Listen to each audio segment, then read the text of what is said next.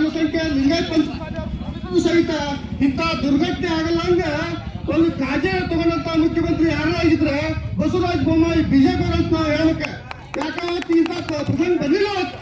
25 ಲಕ್ಷ ಮಂದಿ ಕುಡಿತಾವಂತ ಪ್ರಕಾರ ಆಗಿತ್ತಂತಂದ್ರೆ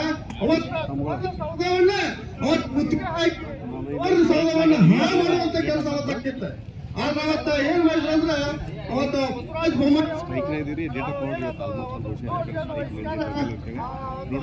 ಮನೆಯಾಗಿತ್ತಲ್ಲ ಶಾಂತಿಯುತವಾಗಿ ಮನೆಯನ್ನು ಸ್ವೀಕಾರ ಮಾಡ್ತಾರೆ.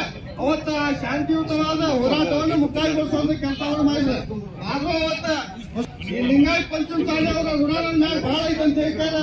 ಅವತ್ತು ಕರಿಮಳ ಪ್ರಯತ್ನ ಹೆಂಗಂದ್ರೆ ಅವರು ಅವತ್ತ ಬಸವರಾಜ ಬೊಮ್ಮಾಯಿ ಅವರು ತುಡಿ ಮಾಡಿ ಒಳಗೆ ಹೋಗುವಾಗ ಕೊನೆಗೆ ನಮ್ಮನ್ನು ಏನು ಮಾಡಿದ್ರು ಪೊಲೀಸ್ ಅಂತ ಅದಕ್ಕೆ ನಮ್ಮನ್ನು ಹೊರ ಹಾಕಿದ್ರು. ನಾವು ಬಚಾವಾದಿದ್ವಿ. ಕೆಲವು ಮಂದಿಗೆ ಹೆಂಗೆ ಕಟ್ಟಿತ್ತು. ಇದರಿಂದ ನಾವು ಇವತ್ತು ಅನಿವಾರ್ಯವಾಗಿ ಈ ಇದನ್ನು ಚಳವಳಿಯನ್ನು ಹಂಚ್ಕೊಳ್ಬೇಕಾಗೈತಿ.